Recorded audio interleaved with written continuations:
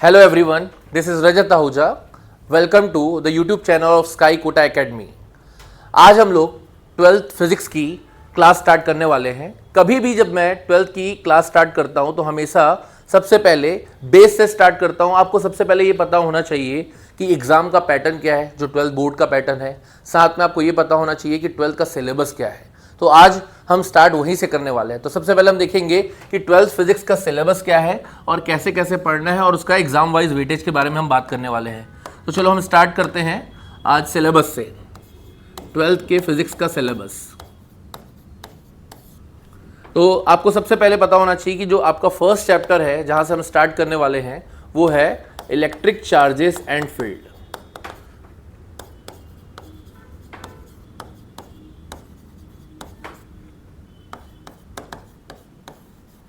Second chapter जो हम लोग पढ़ेंगे वो है इलेक्ट्रोस्टैटिक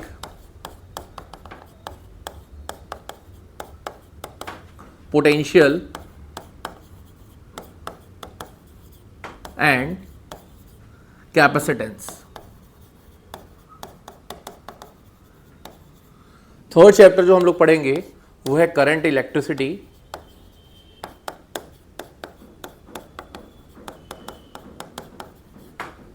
फोर्थ आएगा हमारा moving charges and magnetism.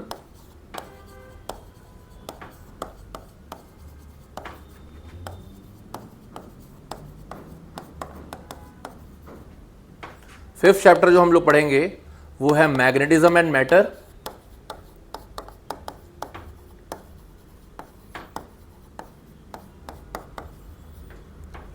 Six जो हम लोग पढ़ेंगे वो है इलेक्ट्रोमैग्नेटिक इंडक्शन।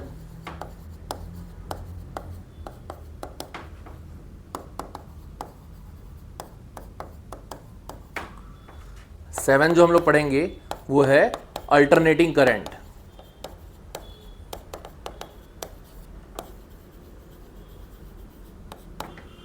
स्टूडेंट्स, ये जो 7 चैप्टर्स हैं ये हमारे फिजिक्स के पार्ट 1 के हैं। ठीक है, आपको पता होगा कि टोटल फिजिक्स में हम लोग जो 12th में पढ़ने वाले हैं 14 चैप्टर्स। तो ये जो 7 चैप्टर्स हैं ये पार्ट 1 बुक के आते हैं। अब मैं आपको बताऊंगा कि इनका वेटेज कैसा है। तो आप देखिए फर्स्ट 3 चैप्टर्स को देखिए, electric charges and field, electrostatic potential and capacitance और करंट इलेक्ट्रिसिटी। अगर हम देखें कंबाइंड इन 3 चैप्टर्स का वेटेज, तो इन 3 चैप्टर्स का वेटेज जो है वो है 16 मार्क्स का। इसके अलावा जो बचे हुए 4 चैप्टर्स आपको दिख रहे हैं, moving charges and magnetism, magnetism and matter, electromagnetic induction और अल्टरनेटिंग करंट, इन चारों का जो वेटेज है वो है 17 मार्क्स का। ठीक है, तो टोटल हमने 7 चैप्टर्स देखे और 7 चैप्टर्स का वेटेज देखा एग्जाम के हिसाब से। अब हम बात करते हैं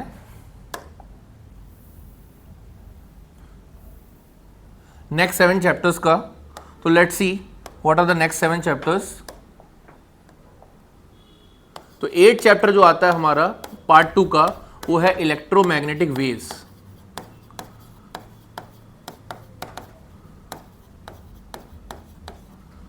फिर 9 चैप्टर आता है हमारा रे ऑप्टिक्स एंड ऑप्टिकल इंस्ट्रूमेंट्स।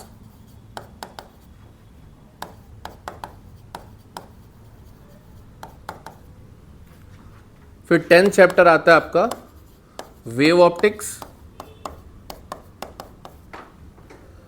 फिर 11th आता है आपका dual nature of matter and radiation.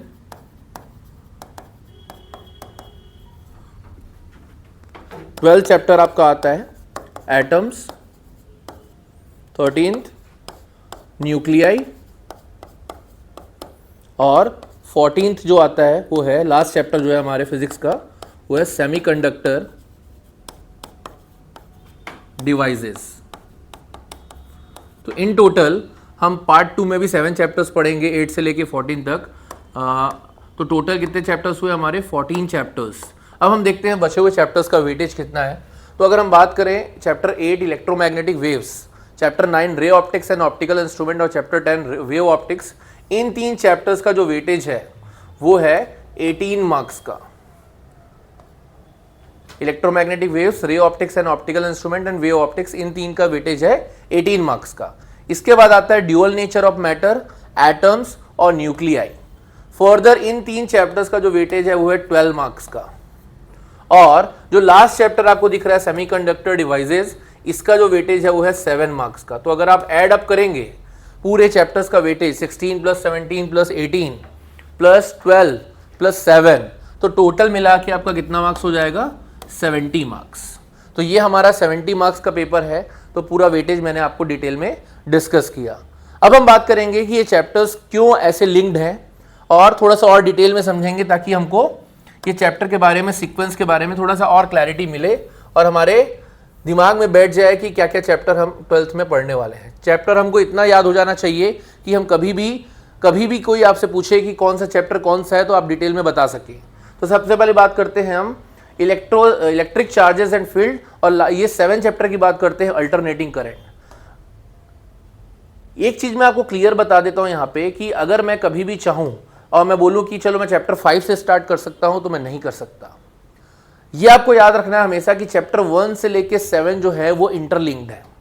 अगर मैं स्टार्ट कर रहा हूं आपका चैप्टर 1 से, तो मैं एंड करूंगा आपका 7th में। द रीजन इज, आपको पता होना चाहिए कि अल्टरनेटिंग करंट, आपको ये पता है क्लास 10th में हम इतना बेस तो पढ़ते ही हैं कि करंट कितने टाइप्स के होते हैं? 2 टाइप्स के, दैट इज डायरेक्ट करंट और अल्टरनेटिंग करंट। और आपके जो हाउस होल्ड अप्लायंसेज, जो डोमेस्टिक सर्किट्स में कौन सा करंट फ्लो करता है? Alternating current. तो हमको डिटेल स्टडी करनी है अल्टरनेटिंग करंट की। और आपको ये भी पता है कि करंट का बेसिक डेफिनेशन क्या होता है? चार्ज पर फ्लो, या rate of flow of charge, या charge flow per unit time, मतलब चार्ज के फ्लो की बात करती है। तो सबसे पहले हमको ये तो पता होना चाहिए ना कि चार्ज क्या है। इसीलिए चैप्टर जो पहला स्टार्ट हुआ है हमारा वो है इलेक्ट्रिक चार्जेस एंड फील्ड। तो सबसे पहली चीज जो हम लोग समझेंगे वो है चार्जेस। चार्जेस क्या है? और एक चीज और याद रखना कि चार्जेस यहां पे हम जो पढ़ रहे हैं वो उसके स्टैटिक कंडीशन की बात कर रहे हैं, कि चार्ज अभी तक बैठा हुआ है, अभी तक मूव करना स्टार्ट नहीं किया है। इसीलिए चार्ज यहां पे स्टेशनरी है। तो जब चार्ज स्टेशनरी है तो चार्ज अपने अराउंड में क्या क्रिएट कर रहा है? एक फील्ड क्रिएट कर रहा है। तो हम इलेक्ट्रिक फील्ड के बारे में बात करेंगे। साथ में हम ये देखेंगे कि जो इलेक्ट्रिक फील्ड है वो किस तरीके से ट्रैवल करती है, तो इलेक्ट्रिक फील्ड लाइंस के बारे में बात करेंगे। जब इलेक्ट्रिक फील्ड लाइंस किसी कंडक्टर से पास होती है तो फ्लक्स जनरेट करता है, तो इलेक्ट्रिक फ्लक्स के बारे में बात करेंगे और उससे रिलेटेड कुछ लॉस के बारे में बात करेंगे। तो इन शॉर्ट अगर हम देखें तो चैप्टर 1 में हम इलेक्ट्रिक फील्ड और उससे रिलेटेड चीज़ों के बारे में बात करेंगे। साथ में अगर एक चार्ज के साथ दूसरा चार्ज आ जाए, दोनों अपोजिट नेचर के, तो वो डाइपोल क्रिएट करेंगे, तो हम इलेक्ट्रिक डाइपोल्स के बारे में भी बात करेंगे। अब बात करते हैं, ये चार्ज अभी भी स्टेशनरी है और एक चार्ज के पास जब मैं दूसरे चार्ज को लेके आऊंगा तो मुझे कुछ वर्क डन करना पड़ेगा अगेंस्ट द रिपल्शन और अट्रैक्शन। तो जो वर्क डन करना पड़ रहा है वो अल्टीमेटली किसी फॉर्म में अपीयर हो रहा है, जिसको हम लोग बोलते हैं potential energy of the charge.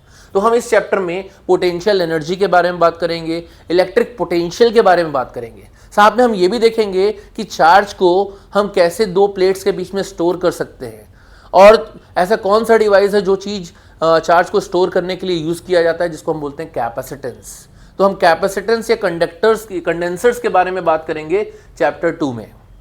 एक चीज़ दोनों चैप्टर्स में कॉमन है, चैप्टर 1 और चैप्टर 2 में, कि दोनों केस में हमारा जो चार्ज है वो स्टैटिक कंडीशन में है। इसीलिए चैप्टर 1 और 2 को हम लोग इलेक्ट्रोस्टैटिक्स के नाम से भी जानते हैं। मतलब चार्ज अभी तक मूव करना स्टार्ट नहीं किया है, बट कब तक बैठा रहेगा चार्ज? फाइनली अब वो टाइम आ चुका है कि चार्ज अब क्या हो गया है? स्टेशनरी नहीं रहा, अब वो मोशन करने लग गया है। तो जब चार्ज मूव करने लग जाता है तो वो क्या जनरेट करता है? करंट जनरेट करता है। इसीलिए हम चैप्टर 3 में चार्ज के मोशन के बारे में बात करते हैं, चार्ज के मूवमेंट के बारे में बात करते हैं और करंट के बारे में बात करते हैं। तो ये चैप्टर को वैसे हम एक और कैटेगरी में डाल सकते हैं कि चार्ज मूवमेंट कर रहा है, इसका मतलब चार्ज जो करंट इलेक्ट्रिसिटी चैप्टर है वो इलेक्ट्रोडायनेमिक्स का पार्ट है। तो क्लास 10 में हम लोग बेसिक लॉस के बारे में बात किए थे कि जो हमारा डायरेक्ट करंट होता है, मेनली हम करंट इलेक्ट्रिसिटी में डायरेक्ट करंट की बात करेंगे कि करंट जब फ्लो करता है पोटेंशियल डिफरेंस अप्लाई किया जाता है, what is the relation between potential difference and current, Ohm's law. साथ में रेजिस्टेंस के बारे में बात करेंगे, रेजिस्टेंस के कॉम्बिनेशंस के बारे में बात करेंगे, साथ में बैटरी क्या होती है, ईएमएफ क्या होता है, ये सब चीज़ों के बारे में बात करेंगे। और उससे रिलेटेड कुछ लॉज होते हैं कि कैसे कॉम्प्लेक्स सर्किट्स को सॉल्व करने के लिए हम लोग किरचॉफ्स लॉ का यूज़ करने वाले हैं, व्हीटस्टोन ब्रिज और मीटर ब्रिज क्या होता है, ये सब हम किस में बात करेंगे? चैप्टर नंबर 3 पे। इसके अलावा अभी तक हमको ये पता था कि जब भी चार्ज मूव करता है या स्टैटिक रहता है तो वो सिर्फ इलेक्ट्रिक फील्ड जनरेट करता है, बट फर्स्ट टाइम ऑयरेस्टेड नाम के एक साइंटिस्ट थे, उन्होंने बताया था कि चार्जेस के मूवमेंट के कारण एक और फील्ड जनरेट होता है जिसको हम लोग बोलते हैं मैग्नेटिक फील्ड। इसीलिए जो नेक्स्ट चैप्टर है हमारा वो है मूविंग चार्जेस एंड मैग्नेटिज्म, यानी कि चार्ज अगर मूव करना स्टार्ट करता है तो कैसे वो मैग्नेटिक इफेक्ट जनरेट करता है। तो हम लोग नेक्स्ट चैप्टर में पढ़ेंगे कि चार्जेस से रिलेटेड, मूविंग चार्जेस से रिलेटेड मैग्नेटिक इफेक्ट के बारे में कौन कौन से लॉ इन चीज़ों को गवर्न कर रहे हैं, जैसे Biot-Savart law, ampere circuital law, solenoid क्या होता है, टोरॉइड क्या होता है, दो पैरेलल वायर्स के बीच में करंट फ्लो होता है तो वो क्या होता है, अट्रैक्ट करता है कि रिपल करता है, ये सब चीज़ों के बारे में, और एक डिवाइस के बारे में भी पढ़ेंगे जिसका नाम है मूविंग कॉइल गैल्वेनोमीटर, जो इसी मैग्नेटिज्म के प्रिंसिपल पे काम करता है। इसके बाद हम जनरल मैग्नेटिज्म के बारे में बात करेंगे कि कैसे कौन कौन से टाइप के मटेरियल्स होते हैं, वो मटेरियल को हम मैग्नेटिक प्रॉपर्टी के बेस पे कैसे क्लासीफाई किए हैं कि diamagnetic materials, paramagnetic material, ferromagnetic material, ये सब किसके अंदर में देखेंगे हम लोग चैप्टर नंबर 5 के अंदर में देखेंगे। तो अभी तक देखिए फर्स्ट 3 चैप्टर्स में हम इलेक्ट्रिसिटी बेस्ड स्टडी किए, चैप्टर नंबर 4 और 5 में हम मैग्नेटिज्म बेस्ड स्टडी किए। अब आ गया है वो समय कि जहां पे एक साइंटिस्ट थे जिनका नाम था माइकल फैराडे, उन्होंने ये इलेक्ट्रिक इफेक्ट और मैग्नेटिक इफेक्ट को कंबाइन किया और उन्होंने एक नए फील्ड की डिस्कवरी की जिसका नाम था इलेक्ट्रोमैग्नेटिज्म। तो उन्होंने बताया कि कैसे इलेक्ट्रिक इफेक्ट्स और मैग्नेटिक इफेक्ट्स एक ही सिक्के के दो पहलू हैं, और उन्होंने Faraday's law of electromagnetic induction दिया। और आपको पता होना चाहिए पावर प्लांट्स में जो जनरेटर यूज किए जाते हैं वो जनरेटर्स एक्चुअल में इस इलेक्ट्रोमैग्नेटिक इंडक्शन के बेस पे काम करते हैं। क्या आपको पता है ये बात? तो मैं आपको बता रहा हूं। अब वो इलेक्ट्रोमैग्नेटिक इंडक्शन जो जनरेटर है, वो जनरेटर एक्चुअल में जनरेट क्या कर रहे हैं, वही करंट जनरेट कर रहे हैं जो आपके हाउस होल्ड या डोमेस्टिक अप्लायंसेस में यूज हो रहे हैं। उसके बाद हम फाइनली आ जाते हैं, वो है अल्टरनेटिंग करंट। तो आप समझ लीजिए कि कहां से हमने स्टार्ट की जर्नी, चार्जेस की स्टैटिक केस से डायनेमिक केस से होते हुए मैग्नेटिज्म की स्टडी करते हुए, दोनों फील्ड को कंबाइन करते हुए फाइनली हम पहुंचे अल्टरनेटिंग करंट के कंसेप्ट को समझने के लिए कि कैसे वो करंट अल्टरनेटिंग क्यों बोल रहा है, क्योंकि वो वेरिएशन साइनोसॉइडली करता है। उससे रिलेटेड हम मैथमेटिकल ट्रीटमेंट भी देखेंगे, उससे रिलेटेड अलग अलग टर्मिनोलॉजीज देखेंगे, सर्किट्स देखेंगे, एलसीआर सर्किट देखेंगे, एलसी सर्किट देखेंगे, ये सब हम अल्टरनेटिंग करंट में देखने वाले हैं। तो ये रही बात फर्स्ट से लेके 7th चैप्टर की, जिसका हम सीक्वेंस ब्रेक नहीं कर सकते। अब आते हैं हम लोग कौन से चैप्टर पे, चैप्टर नंबर 8 पे। तो इलेक्ट्रोमैग्नेटिक वेव्स के बारे में अगर हम बात करें तो इलेक्ट्रोमैग्नेटिक वेव्स में हम क्या बात करने वाले हैं। आपको पता होगा कि एक्सरेज, आप जानते हो कि एक्सरे का यूज क्या होता है, आपको पता होना चाहिए गामा रेज क्या होती हैं, रेडियो वेव्स क्या होती हैं, माइक्रोवेव्स क्या होती हैं। ये सब चीज़ों के यूजेस के बारे में, उनके एप्लीकेशंस के बारे में, उनके वेवलेंथ और फ्रीक्वेंसी रेंज के बारे में हम किस चैप्टर पे स्टडी करेंगे, इलेक्ट्रोमैग्नेटिक वेव्स पे। और ये भी हम देखेंगे कि light is nothing but an electromagnetic wave, ये सब हम इलेक्ट्रोमैग्नेटिक वेव्स के चैप्टर में पढ़ेंगे। साथ में एक और चीज़ देखेंगे कि जो करंट है वो ना केवल चार्जेस के मूवमेंट के कारण फ्लो होता है, बल्कि इलेक्ट्रिक फ्लक्स के चेंज के नाम से भी, टाइम वेरिंग इलेक्ट्रिक फील्ड के कारण भी प्रोड्यूस होता है, जिसके कारण जिस करंट को बोला जाता है डिस्प्लेसमेंट करंट, उसके कंसेप्ट को भी हम इलेक्ट्रोमैग्नेटिक वेव्स के चैप्टर में देखेंगे और मैक्सवेल इक्वेशंस के बारे में बात करेंगे। फिर आता है इस पूरे 12th फिजिक्स का सबसे इंपॉर्टेंट चैप्टर जिसका नाम है ray optics and optical instrument. Students, आपको अगर स्कोर करना है फिजिक्स में, 12th के फिजिक्स में अगर बहुत ही अच्छा स्कोर करना है तो लिटरली बता रहा हूं सबसे इंपॉर्टेंट कोई चैप्टर मेरे हिसाब से है तो वो है ray optics and optical instrument. The reason being, इसका वेटेज भी ज्यादा है और इसे क्वेश्चंस बहुत आते हैं और ये स्कोरिंग चैप्टर है, इतने टफ नहीं होते हैं। इसमें अगर आपको याद होगा 10th में आपने देखा होगा कि आपने मिरर्स और लेंसेज के बारे में बात की थी, कॉनकेव मिरर होते हैं, कॉन्वेक्स मिरर होते हैं, कहाँ पे ऑब्जेक्ट को रखने से कहाँ पे इमेज बनती है, उसका मैग्नीफिकेशन क्या होता है। वैसे ही लेंस के लिए कहाँ पे ऑब्जेक्ट को रखने से कहाँ पे इमेज बनती है, उसका मैग्नीफिकेशन क्या होता है, मिरर फॉर्मूला, लेंस फॉर्मूला, ये सब चीज़ें आप यहाँ पे पढ़ेंगे। डिफरेंस ये रहेगा कि वहाँ पे सिर्फ आप मिरर फॉर्मूला और लेंस फॉर्मूला सुने थे, यहाँ पे आप मिरर फॉर्मूला और लेंस फॉर्मूला डिराइव करने वाले हो। इसके अलावा आप प्रिज्म के बारे में समझोगे, प्रिज्म के लिए आप फॉर्मूलेस डिराइव करोगे, रिफ्रैक्टिव इंडेक्स को डिटेल में समझोगे, टोटल इंटरनल रिफ्लेक्शन के नए फिनोमिना के बारे में जानोगे, ऑप्टिकल फाइबर्स क्या होते हैं, मिराज इफेक्ट क्या होता है, डायमंड में कैसे स्पार्कलिंग होती है, ये सब के बारे में आप कौन से चैप्टर में देखोगे, रे ऑप्टिक्स में। उसके अलावा कुछ ऑप्टिकल इंस्ट्रूमेंट्स के बारे में भी बात करोगे, जैसे आप सिंपल माइक्रोस्कोप, कंपाउंड माइक्रोस्कोप और एस्ट्रोनॉमिकल टेलीस्कोप के बारे में भी बात करोगे रे ऑप्टिक्स एंड ऑप्टिकल इंस्ट्रूमेंट में। तो ये चैप्टर थोड़ा लेंदी होने वाला है, बट ये एक स्कोरिंग चैप्टर है, ये आप थोड़ा सा याद रखेंगे। फिर आता है wave optics. Wave optics actual में आप वेव ऑप्टिक्स की बात करें तो यहाँ पे वेव नेचर ऑफ लाइट को कंसिडर किया गया है और उसके बेस पे कुछ फिनोमिनन को एक्सप्लेन किया गया है, जैसे आपका रिफ्रैक्शन और रिफ्लेक्शन को हम वेव नेचर लाइट का कंसिडर करते हुए एक्सप्लेन किए। साथ में इंटरफेरेंस और डिफ्रैक्शन के बारे में पढ़ेंगे कि इंटरफेरेंस एक नया ऑप्टिकल फिनोमिना है, डिफ्रैक्शन एक नया ऑप्टिकल फिनोमिना है, जिसके बारे में हम इस वेव ऑप्टिक्स में डिस्कस करेंगे लाइट के वेव नेचर को कंसिडर करते हुए। अब ये वेव नेचर क्या होता है, ये लाइट के कौन कौन से नेचर होते हैं, तो हम इस चैप्टर, नेक्स्ट चैप्टर जो है हमारा ड्यूअल नेचर ऑफ मैटर और रेडिएशन, यहाँ पे हम ये देखेंगे कि लाइट का दो नेचर होता है, कभी पार्टिकल नेचर होता है, कभी वेव नेचर होता है, और वो कैसे डिसाइड किया जाता है कि कौन सा नेचर लेना है। तो याद रखना कि कुछ फिनोमिना को एक्सप्लेन करने के लिए पार्टिकल नेचर का कंसेप्ट ज़्यादा वैलिड था, ज़्यादा ईजियर था, और कुछ कंसेप्ट को या कुछ ऑप्टिकल फिनोमिना को एक्सप्लेन करने के लिए उसका वेव नेचर एक्सप्लेन करने के लिए ईजियर था। तो इसीलिए ये लास्ट में डिसाइड किया गया कि light has dual nature, sometime it act as a particle, sometime it acts as a wave. जैसे कि इसी चैप्टर में हम एक और फिनोमिना के बारे में बात करेंगे, फोटो इलेक्ट्रिक इफेक्ट। वो फोटो इलेक्ट्रिक इफेक्ट को एक्चुअल में किसने क्या बोलते हैं, हम उसके पार्टिकल नेचर के बेस पे या वेव नेचर के बेस पे हम क्या करेंगे, पार्टिकल नेचर के बेस पे एक्सप्लेन करेंगे। इसीलिए ड्यूअल नेचर ऑफ मैटर में हम पढ़ने वाले हैं डिटेल में। जैसे अब आप बात करते हैं, नेक्स्ट चैप्टर है हमारा एटम्स। आपको एटम्स को सुन के लग रहा होगा कि आप केमिस्ट्री पढ़ने वाले हो, न्यूक्लियाई को आपको सुन के लग रहा होगा केमिस्ट्री पढ़ने वाले हो, तो ऐसा नहीं है। हम यहाँ केमिस्ट्री से फिजिक्स निकालने वाले हैं। आपको पता होगा कि अलग अलग मॉडल्स होते हैं, एटम्स के मॉडल्स होते हैं। स्टार्ट फ्रॉम, अगर आपको याद होगा सबसे पहला मॉडल कौन सा था, सबसे पहला मॉडल कौन सा था, जॉन डेल्टन का मॉडल था। फिर जे थॉमसन का मॉडल आया, उसके बाद आपका कौन सा आया, रदरफोर्ड मॉडल आया, बोर्स मॉडल आया, देन क्वांटम मैकेनिकल मॉडल आया। तो इतने सारे मॉडल का ट्रांजिशन हुआ, लेकिन हम इस चैप्टर में बेसिकली जिस पे फोकस करेंगे वो होगा रदरफोर्ड मॉडल और बोहर्स मॉडल और उसके पोस्टुलेट्स। और एक्चुअल में ये देखेंगे कि कौन सा एक्सपेरिमेंट जो रदरफोर्ड ने अल्फा रे स्कैटरिंग एक्सपेरिमेंट कंडक्ट किया था उसके रिजल्ट्स के बारे में एनालाइज करेंगे। साथ में हम ये देखेंगे कि ऑर्बिट में इलेक्ट्रॉन की एनर्जी क्या होती है, ऑर्बिट में इलेक्ट्रॉन किस वेलोसिटी से मूव करता है, क्या फ्रीक्वेंसी टाइम पीरियड होता है, और साथ में किस वेलोसिटी से मूव करता है। ये सब डिटेल्स हम किस में देखेंगे, एटम चैप्टर में देखेंगे। साथ में हम हाइड्रोजन स्पेक्ट्रा के बारे में बात करेंगे और अलग अलग जो लाइंस बनती है, लाइन स्पेक्ट्रा बात करते हैं हम, उसके बारे में बात करेंगे कि Lyman, Balmer, Paschen, Brackett, Pfund line जो रहती है हमारी एटम्स में, हम उसके बारे में देखेंगे। फिर आता है न्यूक्लियाई। न्यूक्लियाई में हम ये देखेंगे कि कैसे आइसोटोप्स होते हैं, आइसोबार्स क्या होते हैं, न्यूक्लियस के अंदर में क्या क्या होता है, मास नंबर क्या होता है, एटॉमिक नंबर क्या होता है। फिर हम ये देखेंगे कि व्हाट इज़ मास डिफेक्ट, वो मास डिफेक्ट आया किस कारण से। साथ में हम बाइंडिंग एनर्जी के बारे में बात करेंगे, बाइंडिंग एनर्जी पर न्यूट्रॉन के बारे में बात करेंगे, पर न्यूक्लियन के बारे में बात करेंगे। साथ हम देखेंगे बाइंडिंग एनर्जी कर्व, उससे स्टेबिलिटी कैसे देखा जाता है न्यूक्लियस का। साथ में हम न्यूक्लियर फिजन और फ्यूजन के बारे में बात करेंगे इन दी चैप्टर न्यूक्लियाई।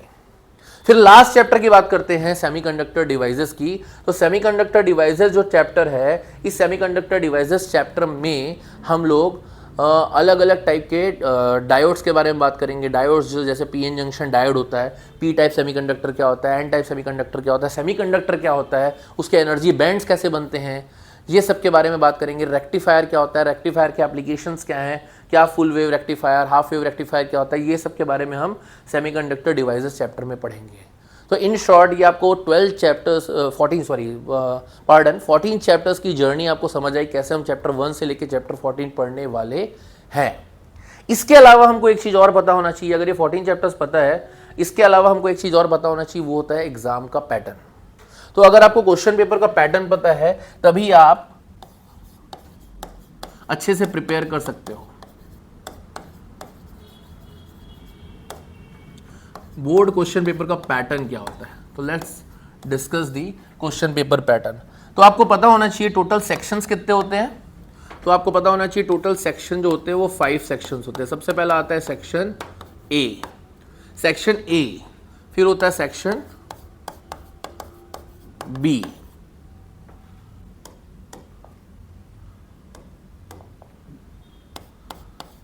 फिर आता है आपका सेक्शन सी, फिर आता है आपका सेक्शन डी, और लास्ट सेक्शन आपका जो है इस पैटर्न में वो है सेक्शन ई।